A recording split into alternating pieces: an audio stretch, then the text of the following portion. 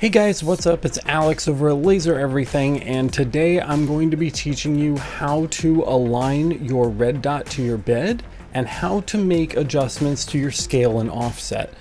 This sounds really scary, but it's actually not. This is going to be shorter as far as like the fiber laser setup tutorials go, and we haven't really talked about it yet, which is super surprising. This tutorial will work for you whether you're on Lightburn for Galvo or EzCAD. The steps are almost exactly the same. Even more good news, this works whether you're on fiber, CO2 Galvo, or UV. So you can use this for any Galvo style laser whatsoever, as long as it runs on an EzCAD board. Like I said, EzCAD 2, EzCAD 3, same exact process, or Lightburn. You're going to be able to follow this tutorial. It's going to make perfect sense. Don't worry, I'm going to walk you through everything step by step, just like we always do, and we're getting started right now.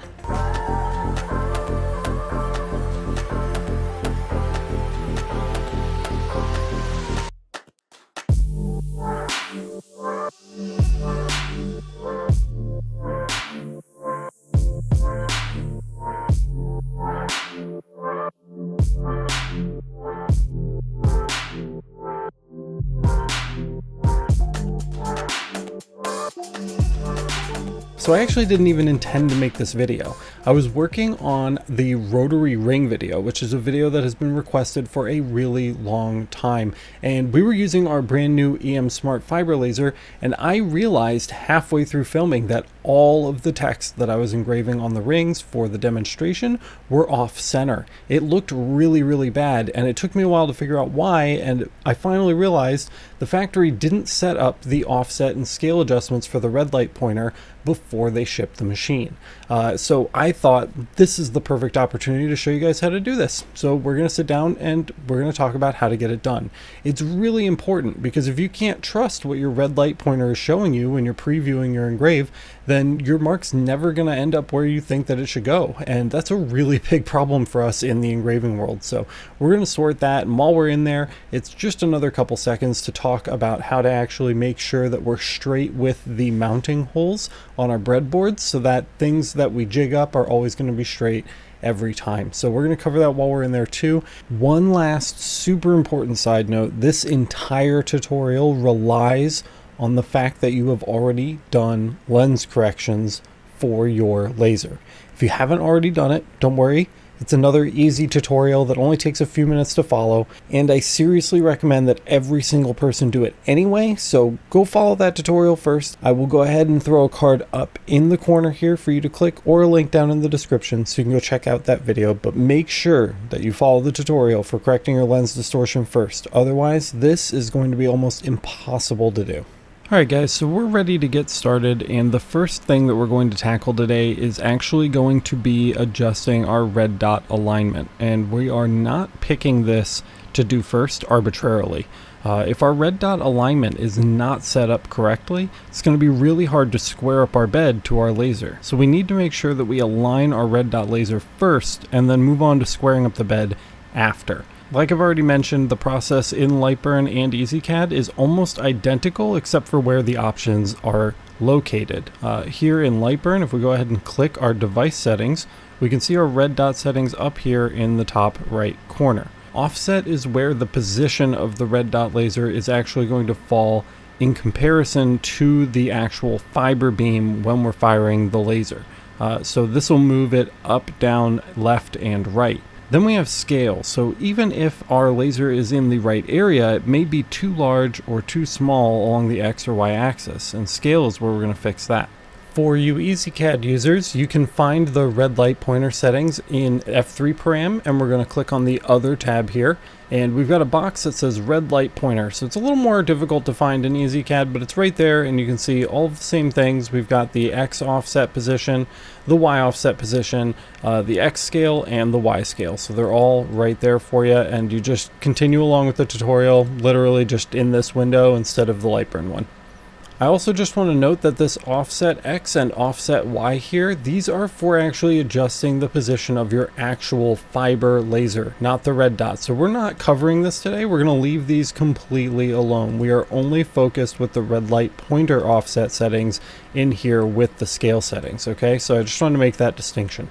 To start working on offset and scale, we're going to need to do some marking. We aren't going to be able to do one of these things and then the other. We're going to have to bounce back and forth a couple of times as we dial things in. It's going to be really hard to tell if our offset is set correctly when our scale is off, and it's going to be really hard to set our scale when our offset is off. Before we start marking though, let's talk about default values. Offset has a default value of 0. That means wherever the laser is coming out of the galvo head from, that's where it's going to sit.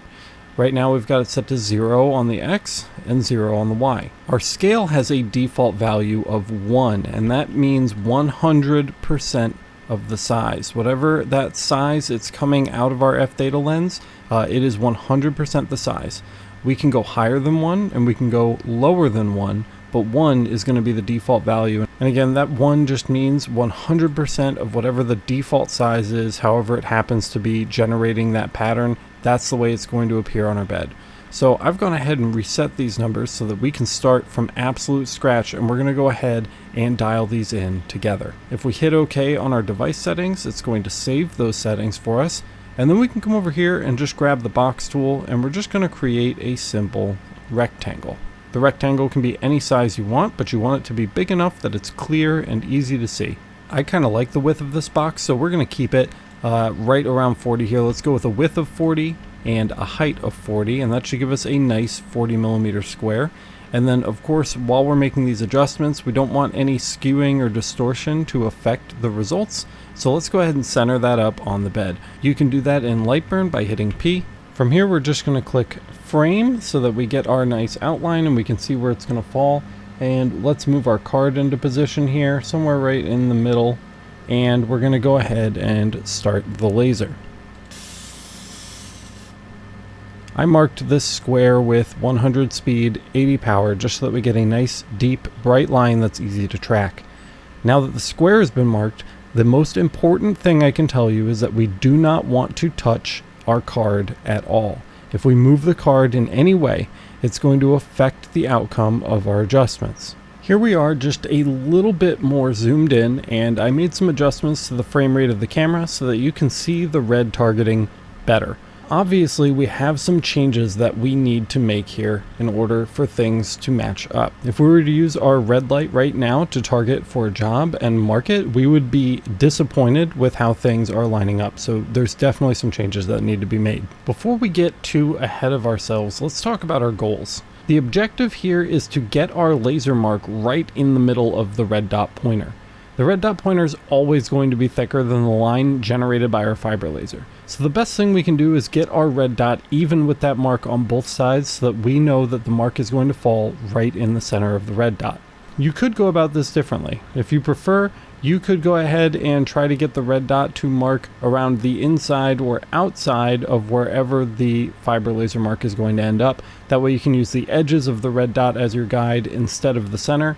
I prefer the center, so that's how we're going to do it today, but just know you can align it however you want. Just make absolutely sure that you don't forget how you have it aligned. That way you don't have the fiber laser running around the outside edge and you think that it's running around the inside, and then that leads to mistakes. When you're doing small things like the ring video, it's going to be really important to know exactly how you have things lined up. So where do we start from here? Really, it doesn't matter all too much, but since the scale is so close, I think the best thing for us to do would be to start with our offset. Setting our offset correctly is really going to clue us in as to any changes that we have to make to scale. Just glancing at this right now, we can tell that the top and bottom of our red box are almost perfectly even as far as their distance to the fiber laser mark is concerned. They're both pretty much on the inside of the fiber laser marking line. When we look at the left and right side of the box, we can see that on the left our red dot is slightly inside the box, and on the right our red dot is kind of straddling the box. What we're really looking for here, given the scale, is both of these lines just kind of barely settled on the inside of the fiber laser mark. Don't think of it as changing the size of anything. Again, it's just offset. So all the offset is doing is sliding the red dot pointer left and right or up and down. If we slide the red dot pointer in this instance to the left, it's definitely going to look a lot more even. From there, we can adjust our scale settings. So let's go ahead and start with that. So we're going to go ahead and stop framing here, and we'll come up to our device settings. And for offset, we need to set a value. These are real world measurement values, so no weird percentages or anything that you have to guess here. It's literally how far to the left or right we want our red dot box to move. Setting a positive value for the X will move our red dot box to the right. Setting a negative value for our X will move the red dot box to the left. We need to move the box to the left, so we're going to set a negative value. Just to show you what not to do, we'll go ahead and set our offset for X to -1. We can see we've moved much too far in the right direction. That's okay. You can actually use this as a strategy if you want. Start with a large value and then start editing back and forth, smaller and smaller values until you get it dialed just the way you want it. Let's see if we can get it a little closer. From 0 to -1 was a 1 millimeter jump, so let's try -0.5. That's half the distance in the opposite direction. At -0.5 we can see we're still just a little too far to the left. We'll do the same thing again and half this value one more time. From -0.5 to -0.25, we're looking really close now. At this point, it's very subjective, but if I had to guess, I would say we need to come back to the left just a tiny little bit. We'll make our final adjustment here and perhaps say -0.35. And now that we're looking at it, we can see that things are lining up almost perfectly. I'm going to go ahead and say that's good enough for me. With that done, we can examine the top and bottom again, and I feel like they are where they need to be. The top of the red box and the bottom of the red box are about the same distance from the white line on either side. Now we have to decide where we want our red light to fall. Since the red box seems to be the same distance from the white line all the way around the square, we want to make sure we change our X and Y square values together. If the top and bottom were much further from the white line than the left and right, we'd want to make a much larger change to our Y scale. But again, since our red box is pretty much equidistant all the way around the white, we're going to change both of those values at the same time. I'm going to show you the 3 different ways that you can set this up. First, since we are so close to being on the inside of that and having a really nice sharp inner line, let's go ahead and perfect it. It's on the inside of the white line, but it is overlapping the white line just a tiny little bit, so we need to make a small reduction in our scale. Since we're reducing the scale of our red dot box, we're going to have to pick a value less than 1. I recommend doing very small changes, as very small changes can have a very big effect. If we use the little down arrow here, we can actually drop it by hundredths. So we can come down to 0.99, 0.98, 0.97. And remember, since our box is mostly even all the way around, we want to make the same changes to both the X and the Y. Let's hit OK and take a peek at how that looks. So now you can see the red dot is well within the boundaries of our white fiber laser box. This is okay, but it doesn't give us a great idea of where our fiber laser line is going to fall. If we really wanted to use the inside box method, we'd want that red dot to be perfectly bordering the white border. We can also see from this view that we're actually a little bit closer to the bottom white line than we are to the top, so we actually want to shift our box up a little bit. And this was a great exercise in showing you why sometimes we can't be sure of our offset until we start to play with the scale. Reducing the scale made it evident that we were actually slightly low. This is easy enough to fix, so let's take care of that before continuing on with our scale adjustments. Since we need to move the y-axis in the positive direction, we'll add just a little bit to this value right here. Let's go ahead and add 0.05 millimeters to our y value. I don't know about you, but I think that looks much more even. It looks like our red box could come just slightly to the left as well. We've already made an adjustment like this, so that's easy enough to fix. Let's just go ahead and decrease our X offset value by a tiny little bit. Let's say 0.35 to 0.37. We'll hit OK and frame it again, and now things are looking much more even all around. Enough of that, let's get back to our scale settings. So we do need to increase the scale of the x-axis and the y-axis together. Let's go ahead and take these up to 0.99 each, so just slightly larger than the way we had it set. Remember, with an inner red box, we're really looking for that strong border. When we have that lit, we can see that we're getting that nice, crisp, high contrast border between the red outline and the white box. This is great. Whenever you mark from now on, you'll know that the fiber laser is going to mark right around the outside edge of your red targeting box. If you prefer the red dot laser to straddle your fiber laser line, or you prefer your fiber laser line to fall just inside the red box, that's easy to do. All we have to do is slightly raise the scale for the X and the Y, And now when we take a look at that, we can see that our red dot targeting laser is perfectly straddling the fiber laser mark. This is how I prefer to leave it, but if you prefer your red dot box to fall just outside of your fiber laser mark, just a couple more points on our scale is going to do the trick.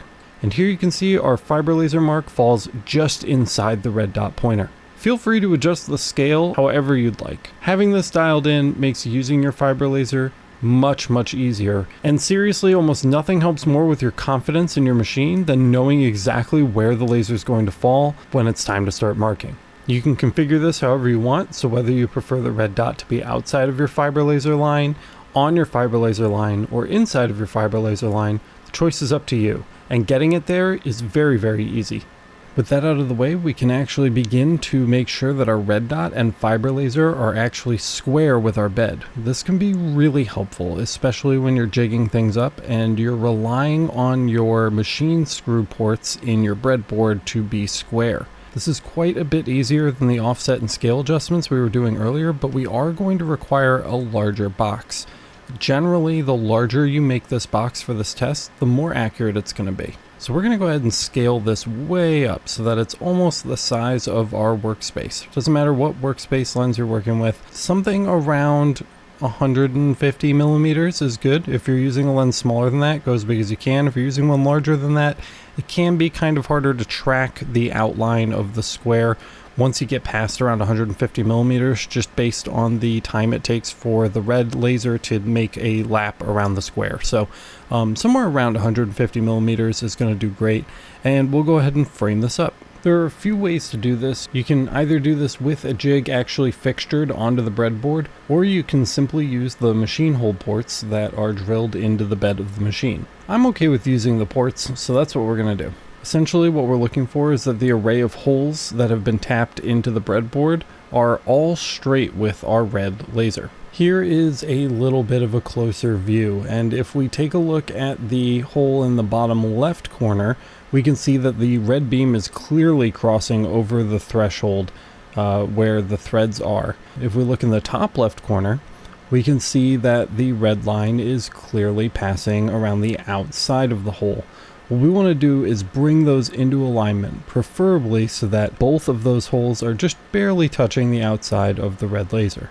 If you need to use the arrow keys to buy yourself a little more space or get your general outline a little closer to one of the sets of holes in the breadboard, it's very easy to do. Just go ahead and use the arrow keys while you're lighting. That's in Ezcad and Lightburn, and move the box into a position where it actually makes a little bit more sense. Once you're ready to get started, we're going to head back up to our device settings here, and we're going to locate this angle field right here. And for you Ezcad guys, it's actually really easy to change the angle as well. So if we come into our F3 parameter, we'll find our angle setting right here. It's right there on the main field page for the F3 params. This is exactly what we're going to need to change our orientation of our box. A lot of people think you actually have to physically rotate the laser path and galvo head in order to correct this distortion, but it can actually be done in software fairly easily. Making a positive change to this value will rotate the box in a clockwise fashion. Making a negative change to this value will rotate the box in a counterclockwise direction. With our angle set to 0, we can make a quick assessment as to which direction we need to move the box. If you're struggling to do this with only one side, simply shorten the box's length in order to get a second row of holes within the field of alignment. We can do that pretty easily with the bottom side of our box by raising it up and reframing. And by doing so, you can see we now have access to the bottom set of threaded holes as well. Looking at this, it's pretty easy to determine that the box has to rotate in a clockwise fashion in order to be corrected. Most of these corrections are going to be very minimal, so there isn't too much that you're going to have to do here. Let's make sure we start with a small value. I think an adjustment of 1/10 of a degree is a great place to start. Let's see how that looks. By taking a look at the bottom row of holes, we can see the one on the far left is still crossing paths with our red dot beam. The one on the right still isn't quite touching, so we're going to need a little bit more of an adjustment in order to get perfectly straight. Let's try 0.25 and see how that does. Definitely an improvement over the last adjustment, but we've still got a little bit of a ways to go. Let's add 2 more tenths and see what that does. 0.45. We're getting much closer now, but you can still see a little bit of variance in the test area. Let's make one more change and see if we can get it. our rotation seems a little bit slow moving, so let's add 3 more tenths, 0.75 degrees of an angle. And now things are looking much more straight on this end of things. While there's still going to be a little bit of distortion from our lens, even if we've already done lens corrections, the vast majority of the holes that have been tapped into our breadboard are crossing about the same amount of the red dot laser all the way around. You could continue to adjust this if you wanted. For 99% of what I'm doing, I'm going to say this is good enough, but if you want to keep going, feel free to make small incremental changes until you've got things perfectly square. Since we've already taken care of our red dot alignment for offset and scale, we already know that the fiber laser is going to fall exactly where the red dot is pictured here. And since we've already taken care of our laser lens distortion, we don't need to worry about whether or not we're getting a distorted view when aligning our red dot to our work area. And that is it, guys. You are masters now at aligning your red dot to your fiber laser and aligning your workspace to your breadboard. You can do both of those things at the end of this tutorial. Like I said, super easy. It's mostly just a game of guess and check. You're just trying to find the right values and the right increments to change those values in order to get things dialed in. It's not the most exciting tutorial ever, but it's really important you know how to do this. And I'm betting 90% of you haven't even looked at these settings before. So it's important to know that they're there. I think this is really going to help you out, and I hope you got value out of it. If you did, don't forget to smash the like button. Let everybody else know the content was good, and don't forget to subscribe and hit the notification bell so that you get notified the next time I upload a video. If you love the channel and it's the best thing that's ever happened to you, consider signing up for the LMA. The Laser Master Academy is the #1 way to support the channel. You get a bunch of bonus goodies for signing up, like bonus live streams, bonus episodes of the podcast. We've got our laser parameter libraries over there for a couple machines, so really helpful. And you get to support the channel. It's by far the #1 way that the show is supported, and it's the only reason that I can do this full time and continue to bring you guys content. So special shout out if you're already a supporter. If you're not already a supporter, please consider signing up. You can find out more over at masters.lasereverything.net. If you're having any trouble with this tutorial, of course there's some support for you. Down in the description you'll find links to our Discord server and our new Facebook group. Both are amazing communities filled with awesome people. I really encourage you to go check them out if you need help with this. And I guess that's it, guys. I need to go film that rotary ring video. Now that I've got all these problems sorted, we can actually get down to business on getting that recorded for you. I've been wanting to put this episode out for a really long time, and it's very highly requested. So I'm excited to get to work on it. I've got all of my bags of rings right here, so I'm going to get into this, and I will see you guys really soon with another episode. Thanks so much for watching, and we will see you in the next one.